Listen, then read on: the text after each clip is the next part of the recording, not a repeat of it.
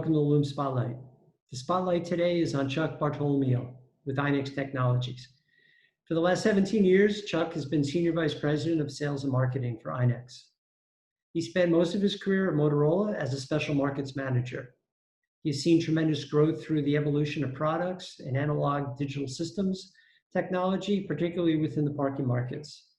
INEX Technology is a leading edge market maker with automated license plate recognition systems.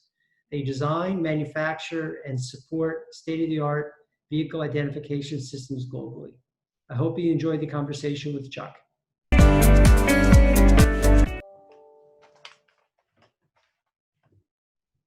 Hi, Chuck. How are you today? Morning, Keith. How you doing? I'm doing well, thank you. Thank you very much for joining me in the Loom Spotlight. I really appreciate you taking some time and sharing some of the things that INEX is doing with license plate recognition. Pleasure being here. Okay, so let's get started. In parking applications, why is license plate recognition, a good solution as opposed to RFID tags or other credentials? Sure. There's three basic credentials that are used in the parking world. You've got RFID tags, and you've got barcoding, and you've got license plates. RFID tags and barcoding, you need a finite list. If the tag or the barcode sticker is not on the vehicle, then nothing's going to happen. Whereas a license plate, you've got all vehicles are potentially tagged for a credential, and then you can take action with your software to do what you want to do. Additionally, incidentally, they all work in the same basic technology, optical character recognition. RFID tags are also fairly expensive per vehicle. Okay, and the plate is already on the vehicle, so there's no cost for that credential. So. Exactly. What's the science behind the automated license plate recognition? As I mentioned, optical character recognition, it's been around for 40 years, I guess, when the fax machine and the copy machine and barcoding was invented. It's recognizing patterns, and OCR is the science behind ALPR. Okay, and with OCR, I would expect there's different performance results. Yes, the optical character recognition, you're always going to get 100% with a fax machine or a copy machine because there's a standard, you're barcoding, and it's all the same. With the world of license plate recognition, we're dealing with variables. By that I mean each state in the United States generates its own license plate. It's a profitable business. Florida, for example, has 150 variations of the license plate. They've got alligators on there and palm trees and God knows what else. And if you multiply that times 50 states, currently there's about 1,500 variations of the American license plate. Different characters, different fonts, different background information. And because of that, the software must be much more sophisticated and, more importantly, much more adaptable. By that, I mean the state of Maryland 3 years ago introduced a fractional license plate, a 1/2, rendered all systems in Maryland not operable. The accuracy rates dropped down dramatically because passenger cars that had a 1/2 or an A/B were unreadable. So that's a key example of you want software that's upgradable and adaptable to whatever license plate is available. Key side note, Europe's been at this a lot longer than the United States, and their accuracy rates are much more accurate, and there are many more systems deployed. For one reason, after World War II, NATO standardized the European license plate. They're all the same size, same fonts, same characters, they're all black and white, and they're 2.5 times the American license plate. Any company can read them, and the price has dropped, and they just don't have the problems that you have in the United States. Interesting. Yeah, I noticed the plates in Europe, very simple orientation of those compared to, as you said, the thousands of different vanity plates that are available in the US. And it all affects accuracy. Yeah, I can understand that. What kind of marketplaces are you using the ALPR? Sure, good question. So we have five different series of products. In terms of marketplaces, the most sophisticated marketplace for us is the toll road violation world. So when you get something like the Illinois toll road, or the New York State Thruway, or the Alameda, or the MDX in Florida, there's thousands of lanes. Vehicles are moving up to 80, 90 miles an hour. The equipment utilized for reading those license plates is much more sophisticated than the systems used in pay parking. Vehicle is stopped in parking. It's usually at the right focal point. And as a result, we value engineered those products downward so that we can get the accuracy rates in parking to an acceptable and manageable level. Other marketplaces would be security, such as law enforcement. And by the way, law enforcement has one of the lowest rates of accuracy of all marketplaces with all competitors. That's because if you put a unit on a telephone pole out on the street or on a police car, the only thing they're looking for is the bad guy. So they can miss 50% of the license plates and nobody cares. If an officer gets a stolen vehicle, or if he gets a vehicle of interest, his life is good. He can go to work and do what he has to do. Interesting. Okay. What kind of performance can you expect from LPR system? Good question. The very best performance we have is with a finite listing of vehicles. So within the world of gated communities, within the world of car washing, for example, big marketplace for us now, thousands of units being sold.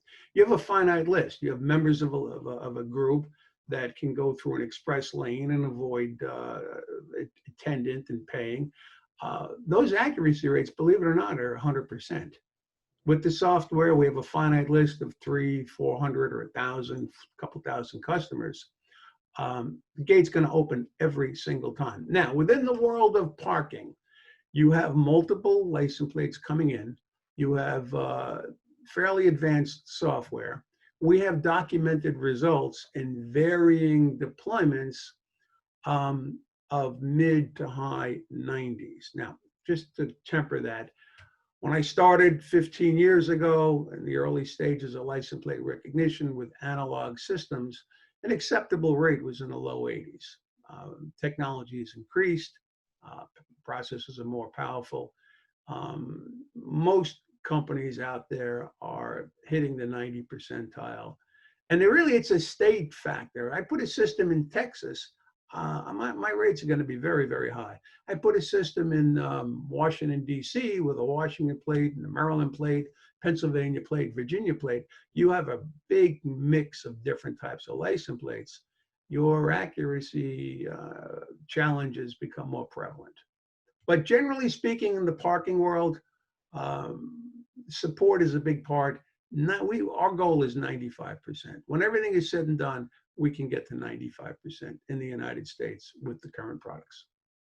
Okay, it might be use case specific, but what kind of problems can you solve with license plate recognition? Sure. The most typical problem would be in the pay parking world. If I take a typical airport with, I don't know, you're more of an expert than me, 10, 20,000 parking spaces, and going rate at any major airport in the States is $30 a day. When you do the math, I mean, I don't know the last time you've been to an airport, you can't find a parking space. Their occupancy rates have got to be 80, 90%. You do the math, there's hundreds, north of $100 million in revenue. Most parking operators, and I'm generalizing, but most parking operators realize a 1% shrinkage for a variety of conditions. Whenever you've got an attendant and you've got cash, there's a way to beat the system. So what does ALPR do? Very simply, it matches the license plate with the ticket and the car coming in. In some cases, we put the license plate number on the barcode or the stripe of the ticket and on the pre-capture. And then on the post-capture, the license plate and the ticket in the car marry up. If there is no exception, life is good. If there's an exception, we can do something about it. Plus, we can tag vehicles of interest where operators have known in the past that these particular vehicles need a little closer scrutiny. But generally, it's a revenue saver. Okay. I guess you can also use it for VIP, so you can Sure. identify if you have a list of VIPs when they enter a facility and the property management or the owner knows that an individual is on the premise. Yes, I'll give you two use cases for that. One is a very unique single lane, and I've been using it now for the last 10 years. There's a very exclusive golf course in Houston, Texas. And they do everything in big Texas. There's senators and congressmen. Perry used to be there, and Lyndon Johnson was a member there in his heyday. Anyway, it's a mile drive from the main street where you turn off to the clubhouse. And they put a license plate reader system right at the entry of the golf course. So now when a VIP arrives at the clubhouse, they know who it is, and his scotch and water or gin and tonic, whatever it is waiting for him. Very Interesting. simple application, has nothing to do with pay parking. But you can identify a vehicle and you can track it. Within the parking world, for example, one of the most sophisticated systems we have is I think it's 12 casinos, the MGM group out in Las Vegas. Okay. And that would include the Luxor, the Mandalay Bay, Bellagio, I can't remember the MGM, and I can't remember the rest of them. And they have what's called seamless parking. So you've got their parking facilities, thousands of parking lanes, and you've got people that pay to get in. You have hotel guests that are allowed in at a certain time for free. You've got worker bees, you've got VIPs, and there's a gate. I mean, all entryways are gated, and the license plate is the credential, and the system makes a determination of who was allowed in, and it tracks people. They also took it to the next level, and all of this data is now being funneled into their corporate security department. So now they are tracking vehicles and looking for vehicles of interest and generating special reports. So that's probably, and I believe there's about 100 and, don't hold me to the number, 125, 130 lanes on all those casinos. That's Okay. probably one of the most sophisticated uses of ALPR. Okay. Is a LPR solution justifiable as far as the costs? I know Sure. years ago it used to be very expensive, and that was a deterrent. How about today? Um, sure. When it first came out, with INEX 15, 16 years ago, the cost per lane, and that was analog. That's back in the analog world, if you can remember that. Cameras were video, and we had frame converters, and we had all different sorts of issues. But the processors weren't as powerful. It was a very early version of Windows operating system, but the average cost on the system back then was closing in on $20,000 per lane. At that cost, only the largest operators were going to dive into the deep end and invest in an unknown technology. Over the years, we've gone to digital, we've gone to machine vision, we've gone to higher pixel rates, we've gone to very sophisticated operating system software, which is now remote control and a lot of functions. Bottom line, cost per lane now is considerably under 3,000 per lane. Okay, so very economical for not just an large airport. Yes, and as a matter of fact, I've seen dramatic horizontal growth in other industries besides pay parking. And in pay parking, your single lane operators are starting to utilize this more and more because it's an effective tool. Okay. With the actual, like, what kind of data do you get from the actual recognition? I mean, the plates in Europe are very simple, but in the US, there's a lot of different, not just the numbers and letters on the plate, but there's other symbols and things like that. So Sure. what can you tell me tell me a little bit about that? That starts at the imager. So what the imager will do, and we use, originally they used to use infrared, but infrared is up around 850, 950 nanometers wavelength. that has changed considerably. We use different wavelengths that are universal to all license plates. So what that means is we have the ability to scrub off the license plate any of the background information, whether it be a symbol of a state, like I said, in Florida, maybe an alligator or a palm tree, whatever it is, little stickers that are on there for expiration dates. And the only thing that you have is the contrast of the characters. So in today's day and age, with that technology, the accuracy rates and the tools to do that are much more sophisticated than 20 years ago.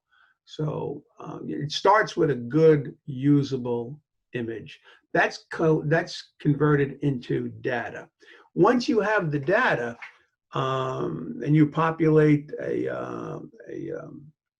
what's the right word? You populate a field in a user program. You could manage that data. I'll give you an example without drilling down too deeply. Let's take a gated community world, and you've got a single entrance, and you've got vehicles entering and exiting. You got the FedEx truck. Gate opens automatically for him. He makes a delivery. The folks that are managing the operation there know that if he's not out in 30 minutes, an alarm will go off. Okay. Okay. One of the first applications within the gated community world, 10 years ago, Del Webb Sun City out in, I think it's in Nevada, 7,000 users. Met him at a trade show, the director of security. And the tipping point for him, real quick, was with 7,000 users he had on his desk at any given time, bench warrants, one order of protection against another, of about 400 people. And by using the license plate reader system, he could tell ahead of time whether or not somebody was trying to enter into the facility that didn't belong there. Okay. Make sense? Yeah, makes sense. Are there But any? go ahead. In the parking world, it's very simple. You're tracking a vehicle. And by that, I mean you can create an event. And that event, you've got your date, your timestamp, your license plate number, the state of origin, and what you want to do with that data. In some cases, you just archive it for call up. And you can sort that a million different ways. In other cases, you can take action off of it. I'll get ahead of myself, but the current version of INEX software has the ability for make, model, and color. So now, in addition to just having license plate ABC123, you can sort by all red vehicles or all pickup trucks or all vans. So the capability exists, and that probably is. And there's also other video analytics, such as in the trucking world, we can count how many axles are on the vehicle that's being used in the toll road world. So we have a license plate, and we know it's an 18-wheeler rather than a van. Okay. I mean, knowing the make, model, color, I guess that would be good for like a valet application to feed data to a system. Yeah, or sorting. Yeah, you can have you want to get a report of give me a report of a red pickup truck. And Okay. you may have thousands of entries. You can sort that down real quick. Got it. What does the future look like as far as license plate recognition and applications? Number one, I think the cost is going to get down even further. And right now, I see more and more engineering and technical calls involved with the cloud. And I see, rather than have a closed-ended system at one parking facility, and getting back to MGM, they're the first ones. They have their own system in Las Vegas, and the data travels over their network. However, I can see a parking operator having this data up in the cloud and action taking from one city to another. The technology has gotten to the point where it's manageable. And by that, I mean, when the analog systems first came out, processing time was 2 to 3 seconds. which is right on the borderline of somebody getting impatient at a gate. Today, and in some cases, it was actually longer. If a license plate wasn't recognized, it would take another pass, another 3 seconds. And that was problematic. Today, we're down to 1/10 of 1 second under all conditions. So for argument's sake, it's instantaneous. Some cloud operating systems, we can keep that time at 500 milliseconds or a half a second, which is, again, under the threshold. And there's a lot of potential for, we're working with Amazon right now on a cloud-based type of solution for their vehicles, where a truck can go to a gate and instantaneously in the cloud it'll say go to loading dock 28. Okay. Are there any applications in parking where LPR might not make sense? Yes, good question. Probably the best question so far. And every once in a while I bump into it. If you ever been to a big city, let's say New York City, and you've got a parking garage on maybe 5th, 6th Avenue, and the car has to make a right turn and it's got to pull into the garage, it has to go over 10 feet of sidewalk. So you've got the building, you got the sidewalk, you got the street. And if that occurs in a state where there's no front license plate, it's impossible to get the license plate before the gate. Okay. You can't put the camera across the street, and under those conditions, it doesn't work unless you can do a front plate read, or if there's, I guess the generic answer is all of the current INEX systems must have a distance of 8 feet from the position of the license plate where the car is stopped to the position of the imager. If we have 8 feet working distance, life is good. Okay. That's geometry, and our engineers sort it out, and we go over that on just about every single deployment. No, that's very good information. You want to set the right expectation and not try to force something that is just not going to give the performance that the customer is looking for. It's not nice to mess around with Mother Nature. You can't go against the laws of physics. Yeah. Well, it's been a lot of good information, Chuck. I really appreciate you sharing that with me. What I like to do at the end of these Loom Spotlights is a Loom lightning round, where I shoot you a bunch of personal questions just to get the the personal side of Chuck. Absolutely. So, okay, great. So let's get started. You Uber or Lyft? I am an Uber guy. Always was, always will be. Okay. Self park or valet? Depends. Self-park most of the time. I'm a New York City resident. Valet is pretty much the standard. Okay. Favorite actor or actress? Wow. I'm a John Wayne fan. Always was, always will be. Never to be replaced. Cash, credit, or app? I'm a credit card guy. I love the points. I'm probably on my 3rd million right now in terms of all the travel I've done. So yeah, I'm a points guy.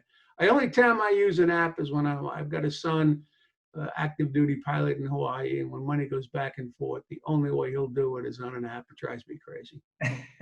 Well, thank you for his service. Okay. Favorite 80s artist? Wow. 80s artist.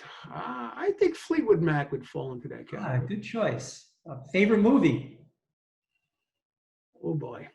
Wow. A lot of favorite movies. I got, my last name is Bartolomeo. I got to go with The Godfather. It's sacrilegious to go against it. That's good. If you could learn something new, what would it be?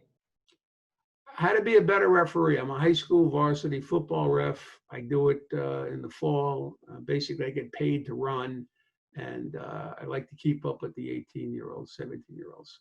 That's good. It's constant improvement. Yeah, we'll see if will they be playing this fall, or is that still up in the air? I would say right now the probability is less than 50%. Yeah, well, hopefully for you and getting that back out in the field, that'll be back. They'll be back on the field. Yes. Maybe the last one is a bucket list travel spot. Wow. The wife and I have traveled on just about all the continents. I'm hearing a lot about Tanzania and visiting the monkeys. You know what? A happy wife is a happy life. Okay. I guess so. My bucket list travel spot, as long as it's warm and it's on a boat somewhere, I'm very happy. Sounds good. If somebody wanted to learn a little bit more about LPR, where could they find some information? I would go to the INEX website, navigate around. There's a lot of good information there in terms of, I mentioned earlier, there's a lot of different series of products at different price points. And you need to look at it as a solution, and you need to get a good understanding of the product and if the product is the right product for your solution. Parking is pretty close to one of the easiest solutions we have. So yeah, there's a lot of good tutorials over there. Or just call anybody at INEX. We'd love to work with, or one of the INEX certified dealers. Okay. Well, Chuck, thank you very much. I really appreciate you again joining me in the spotlight, and look forward to seeing you soon. Thanks for your time, Keith. I appreciate it. Okay. Have a great day. You too now. Take care. Stay healthy.